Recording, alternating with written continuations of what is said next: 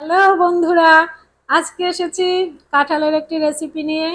আর এটা গ্রামের বাড়ি থেকে আমার ভাই নিয়ে আসছে। এটা কিন্তু পাকা কাঁঠাল না, কাঁচা কাঁঠাল। তো এটা কিভাবে রান্না করতে হয়, কিভাবে আমরা রান্না করব, সেটা আজকে আপনাদেরকে দেখাবো। বন্ধুরা, আমি চলে আসছি বারান্দাতে কাঁঠালটা নিয়ে কাটার জন্য। তো এটা আমি কাটবো, কেটে কোষগুলো আলাদা করে নেব। তো দেখি ভিতরটা কিরকম। এই যে দেখুন, বেশ একদম এঁচড়ের উপযোগী কাঁঠাল। তবে কাঁঠাল কাটার আগে কিন্তু হাতে একটু তেল মেখে নিতে হবে, তাহলে কি হবে, কাঁঠালের আঠাটা আপনার হাতে লাগবে না। তবে কাঁঠাল কাটার কিন্তু পদ্ধতি আছে বন্ধুরা। আপনারা আমি কিভাবে কাঁঠালটা কাটছি সেটা একটু দেখুন। সবারই একটা নিজস্বতা আছে সব ক্ষেত্রে, রান্না বা যে কোনো কাজেই যার যার মানে এক এক রকম, এক একজনার সিস্টেম। কিন্তু এটা আমরা এভাবেই কেটে থাকি। আমরা কখনোই ছোলা, একদম কচি কাঁঠাল হলে সেক্ষেত্রে আপনার ছোলা এবং বিচি, যেটাকে কোষ বলে, সেটা আলাদা করে না নিলেও হয়। কিন্তু এটা তো মোটামুটি এগুলো শক্ত হয়ে গেছে, এগুলো আপনি কখনোই রান্নার মধ্যে দিবেন না, তাহলে রান্নাটার মধ্যে ওটা কি বলবো, ওটাই হবে না, গলবেও না, মুখে শক্ত শক্ত বাজবে, খেতে সমস্যা হবে। হ্যাঁ, আপনি এভাবে করে বটির সাথে একটু বাজিয়ে টান দিলে এগুলো ছুটে যাবে। তারপরে এই যে এর মধ্যে এই যে আঠির পিছনে একটা পর্দার মতো আছে, এই পর্দাটা ফেলে দিতে হবে। তারপরে আমরা এই কোষটা রাখবো। আপনি যতটা সুন্দর করে কাটবেন, রান্নার পর খেতেও ততটাই সুন্দর হবে। অনেকে এভাবে ছুলে নিয়ে তারপর দেখা গেল যে এভাবে করে টুকরো দিয়ে নিল, বা এভাবে করে ছোট ছোট করে টুকরো দিয়ে সেটা এভাবেই রান্না করলো। কিন্তু না, এভাবে আপনারা করবেন না, তাহলে খেতে কিন্তু ভালো লাগবে না, সুস্বাদু হবে না। তো দেখলেন তো আমরা কিভাবে কাঁঠালটা কাটবো। আর এই যে কেটে অবশ্যই আপনারা জলের মধ্যে কোয়া বা এই যে কাটা কাঁঠালটা রাখবেন, তাহলে কষটা ছেড়ে যাবে। হ্যাঁ, এভাবে করে সুন্দরভাবে কেটে নেবেন। কাটার মধ্যেও কিন্তু রান্নার অনেকটা স্বাদ নির্ভর করে। এক এক রকম, এক এক ভাবে কাটলে এক এক রকম স্বাদ আসে, এটা আপনারা পরখ করে দেখতে পারেন। রান্নাটা যেমন একটা শিল্প, ঠিক সেই রকম এই কাটাটাও কিন্তু, তরকারি কোটাটাও একটা আর্ট কিন্তু। তো এরপরে আমরা যখন রান্না করব তখন আপনাদের সেখানে নিয়ে যাব, আমি এর মধ্যে কাঁঠালটা কেটে গুছ করে নিই। তো চাইলে কিন্তু আপনারা এটাকে 1 বছর কিংবা তার বেশি সময় বা কম 6 মাস, যতদিন খুশি আপনারা সংরক্ষণ করে রেখে দিতে পারেন। আমি রেখেছিলাম, সেটা হলো এটাকে গরম পানিতে ভাপ দিয়ে তারপরে ঝুড়িতে কিছু সময় পানিটা ঝরিয়ে ঠান্ডা করে নেবেন। তারপরে পলিথিনে করে বা বক্সে করে আপনি ডিপ ফ্রিজে রেখে দেবেন, এবং যখন মন চাইবে তখন নামিয়ে রান্না করবেন, দেখবেন স্বাদেরও তেমন তারতম্য হয় না, অনেকটাই খেতে ভালো লাগে। তো আপনারা মন চাইলে এভাবে করে সারা বছরের জন্য সংরক্ষণ করে রাখবেন, কারণ এটা তো গরমের এই সিজনটা ছাড়া তো অন্য সময় কাঁঠাল গাছে পাওয়া যায় না। কিছু কিছু গাছে 12 মাসের কাঁঠাল থাকে, কিন্তু আমরা তো শহরে সেটা পাই না। হ্যাঁ, গ্রাম থেকেই আমাদের নিয়ে আসতে হয়, তাই আমাদের এই পদ্ধতিটা ছাড়া আর কোনো উপায় নেই। এখন আমরা যাই রান্নার কাজে। বন্ধুরা, তাহলে এবার আমরা শুরু করি এঁচড় রান্না। আমরা প্রথমে একটু জল গরম করে নিচ্ছি, তারপরে এর মধ্যে কাঁচা কাঁঠালটা দিয়ে একটু ভাপ দিয়ে নেব, হালকা একটু সিদ্ধ করে নেব, খুব একটা যাতে নরম না হয়। জলটা আমি একটু আগে থেকেই গরম করে রেখেছিলাম। কাঁঠালের মধ্যে আমরা একটু হালকা লবণ দিয়ে দেব। কাঁঠালটা আস্তে আস্তে ফুটে উঠেছে, আর আমরা পাশে এখানে একটু গরম জল করে নিচ্ছি, যে যখন জলটা দিব তখন একটু গরম জলই দিব। গরম জল যে কোনো রান্নায় গরম জল দিলে রান্নাটা ভালো হয়। যদিও আপনারা চাইলে ঠান্ডা জলও দিতে পারেন, তাতে সমস্যা নেই। তো ফুটে গেছে, এবারে আমি জলটা সেঁকে নেব।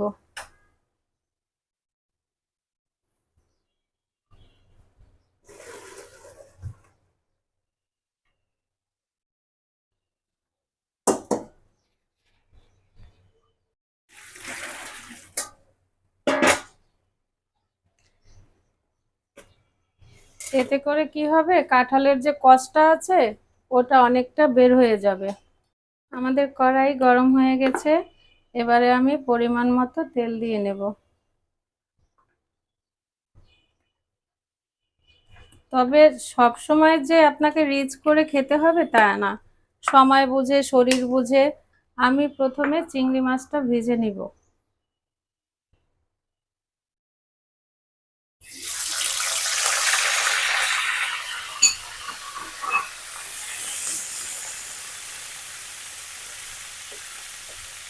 একটু লবণ দিয়ে নিলাম, কারণ পরে তো আমি আবার তরকারিতে লবণ দেব, যার জন্য অল্প লবণ অল্প হলুদ দিয়ে ভেজে নিলাম।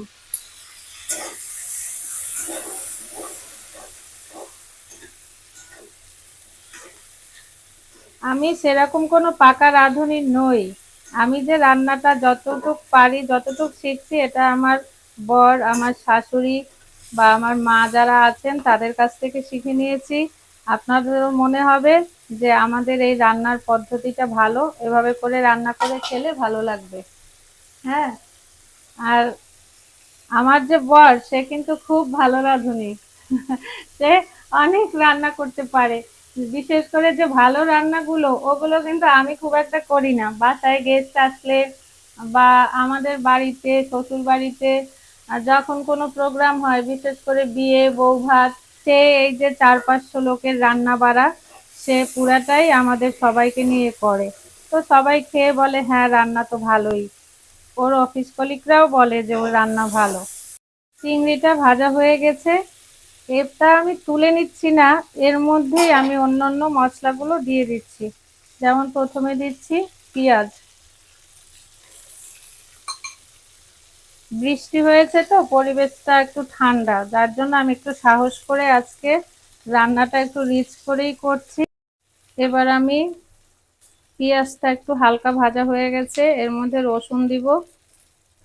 রসুন বেশি দেব না, কারণ যে কোনো সবজি রান্নায় আপনি যদি বেশি রসুন ইউজ করেন তাহলে সবজির অরিজিনাল যে সেন্টটা সেটা খুব একটা থাকে না।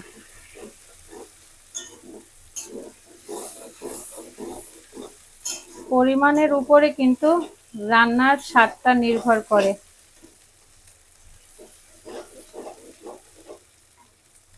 আমি এখন এর মধ্যে দিব হলুদ গুঁড়া।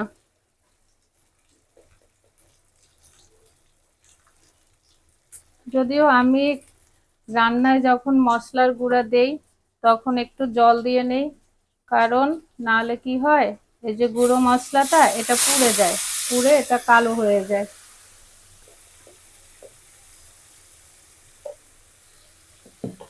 এরপরে দিচ্ছি মরিচ গুঁড়া।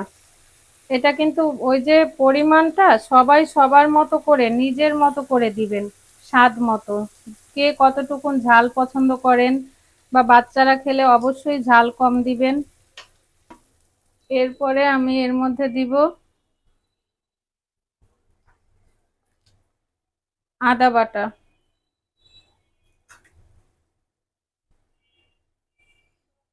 2 চামচ আদা বাটা দিলাম, কারণ আমার এখানে যতটুকুন কাঁঠাল আছে সেই বুঝে আমি মশলাটা দিচ্ছি।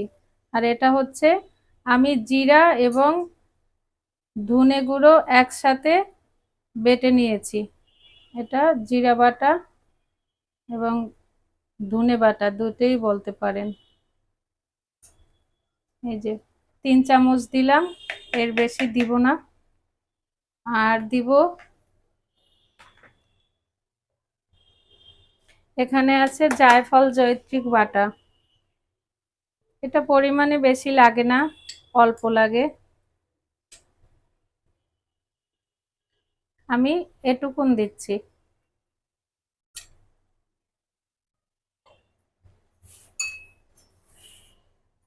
এটার মধ্যে আছে বাদাম কিশমিশ পেস্ট করা, তো এটাও আমি অল্প করে একটু দিয়ে নিচ্ছি। এটা যে সব সময় দিতে হবে তা না, কিন্তু আমি 1 চামচ পরিমাণ দিচ্ছি। আপনারা দেখছেন তো আমি কোনটা কতটুকু কি দিচ্ছি। আমি কিন্তু বারবারই আপনাদেরকে একটা কথা বলছি যে সবাই সবার পরিমাণ মতো দিবেন লাগে। আর আমি এখানে গরম মশলা দিব, আস্ত গরম মশলা দিয়ে দিচ্ছি। আর চাইলে এটা আস্ত যারা না দিবেন তারা কি করবেন, এটা বেটে একসাথে পাটায় বেটে তারপরে পেস্টটা নামানোর আগে দিয়ে দিবেন, তাহলে ভাল লাগবে। আমি এলাচ, দারচিনি এবং লবঙ্গ দিয়ে দিলাম। মশলাটা আমি ভালো করে ভেজে নিচ্ছি, মানে কষিয়ে নিচ্ছি। সব সময় খেয়াল করবেন মশলাটা যাতে কোনোভাবেই পোড়া না লাগে, আপনি নাড়াচাড়ার উপরেই কিন্তু রাখবেন।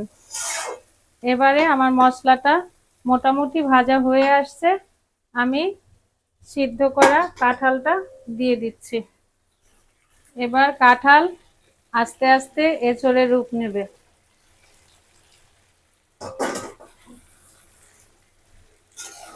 ভালো করে নাড়তে হবে পুরো কাঁঠালে, যাতে মশলাটা মিশে যায়। তবে কাঁঠালে কিন্তু অনেক তেল টানে, এত পরিমাণে তেল কাঁঠালে দিতে হয় যে আপনি দেখবেন যখন রান্না শুরু করবেন যে দিয়ে আর কুলোতে পারছেন না, শেষই হচ্ছে না, যত দিচ্ছেন ততই টেনে নিচ্ছে, মনে হবে কই আমি তো তেলই দেই নাই। কিন্তু না, আপনি আপনার পরিমাণ মতো দিয়ে রান্না করবেন, শেষ পর্যন্ত দেখবেন রান্নার শেষে তেলটা ঠিকই আপনার কাঁঠালটা ছেড়ে দিবে, তখন আর দেখতে খারাপ লাগবে না বা খেতেও খারাপ লাগবে না। বন্ধুরা, যে কথাটা আমি এত সময় বলতে একটু ভুলে গেছিলাম, সেটা হচ্ছে এই যে আলু। আলু কিন্তু এঁচড়ে একেবারেই মানে প্রয়োজনীয় একটা তরকারি, যেটা আপনাকে দিতে হবে, না হলে এঁচড়ের স্বাদটা হবে না। এটা আমি আগে থাকতে ভেজে রেখে দিয়েছিলাম, একটু হলুদ আর লবণ দিয়ে ভেজে রাখবেন। তো আমি এবারে কি করব, আলুটা এর মধ্যে দিয়ে দেব,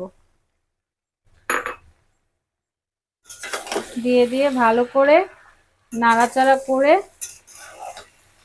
এটা প্রায় কষানো হয়ে গেছে। আমি এর মধ্যে গরম জলটা দিয়ে দিব, এটা দিয়ে দিচ্ছি।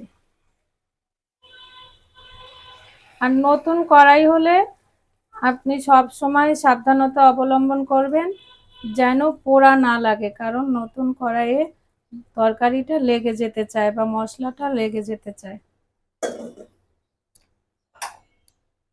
এবার ভালো করে নেড়ে দিলাম। এবার আপনি আঁচটা বাড়িয়ে দেবেন যেন পুরো রান্নাটায় তাপটা লাগে। আমাকে আরেকটু দিতে হবে, সেটা হচ্ছে চিনি। চিনিটা কিন্তু অবশ্যই দিবেন, যে কোনো সবজি বা যে কোনো রান্নায় আমি কিন্তু একটু চিনি ইউজ করি, সেটা পরিমাণ বুঝে। মাংসতে সেরকম হালকা, কারণ যে কোনো মশলার একটা বিগার স্বাদ আছে, আপনি যদি চিনি ইউজ করেন ওই বিগার স্বাদটা নষ্ট হয়ে যাবে। আর শাক সবজিতে তো অবশ্যই একটু চিনি দিবেন। এর মধ্যে আমি কয়েকটা কাঁচা লঙ্কা দিয়ে দিব। তবে আর একটা কথা, সেটা হচ্ছে আপনি যদি এটা নিরামিষ রান্না করেন, মাছ না দেন, তাহলে এভাবে যেভাবে করলাম অন্য অন্য মশলাগুলো দিবেন এবং নামানোর আগে বাটা গরম মশলা এবং একটু ঘি দিয়ে নামাবেন। এবারে ঝোলটা ফুটে গেছে, ফুটতে থাকুক। ঝোলটা যখন টেনে আসবে, তরকারিটা সিদ্ধ হয়ে যাবে, তখন আমি এটা নামিয়ে নেব। আমি এটা একটু চাপা দিয়ে রেখেছিলাম কারণ সিদ্ধ হবার জন্য। তো আমাদের রান্না কমপ্লিট হয়ে গেছে, আমরা এবার এটা নামিয়ে নেব। সবকিছুই সাবধানের সাথে করবেন। আর একটা কথা আমি সবাইকে বলবো, এটা আমার অভিজ্ঞতা থেকে বলবো, আর যদিও আমি ওইভাবে বিশেষ কোনো রাঁধুনি নই, তাই বলছি যে সবাইকে দেখবেন, সবার রান্না ফলো করবেন, কিন্তু যখন আপনি মশলার ক্ষেত্রে বিশেষত যখন আপনি রান্না করতে যাবেন, তখন অবশ্যই আপনি আপনার চিন্তা ভাবনাটা, আপনার ইচ্ছাটা ওখানে প্রয়োগ করবেন। আর এঁচোড় রান্নার ক্ষেত্রে আপনি অবশ্যই মাছ মাংস যখন রান্না করবেন, যে ভাবনাটা নিয়ে গুরুত্ব দিয়ে রান্না করেন, সেভাবেই আপনি রান্নাটা করবেন। কেন বলছি? কারণ এটা তো নিত্য নৈমিত্তিক খাবার না, বছরে আমরা ২-১ বার রান্না করে খাই, তাই অবশ্যই আমাদের গুরুত্ব সহকারে রান্না করে খেতে হবে। তাহলে না ভালো লাগবে? আমি আমার রান্না তো পর্দায় আপনাদের অবশ্যই বলবো, হ্যাঁ খুব ভালো হয়েছে, কিন্তু আসলেই ভালো হয়েছে কিনা সেটা তো আপনারা খেয়ে দেখবেন, রান্না করে পরখ করে দেখবেন। তাই বলছি, কষ্ট করে তেল মশলা দিয়ে রান্না করে সেটা যেন পর্দার পিছনে ফেলে দিতে না হয়, অবশ্যই যেন আপনারা ভালো খেতে পারেন, সেই ইচ্ছাটা থেকেই বলছি, একটু গুরুত্ব দিয়ে কষ্ট করে রান্না করে খাবেন, ভালো লাগবে। আর যদি আমার রান্নার পদ্ধতিটি আপনাদের ভালো লেগে থাকে, অবশ্যই আমার চ্যানেলটিকে সাবস্ক্রাইব করবেন। ঈশ্বরের মতো আপনাদের কৃপাও আমাদের চলার পথে দরকার। লাইক করবেন, কমেন্ট, শেয়ার করবেন। ভালো থাকবেন সবাই। Bye bye.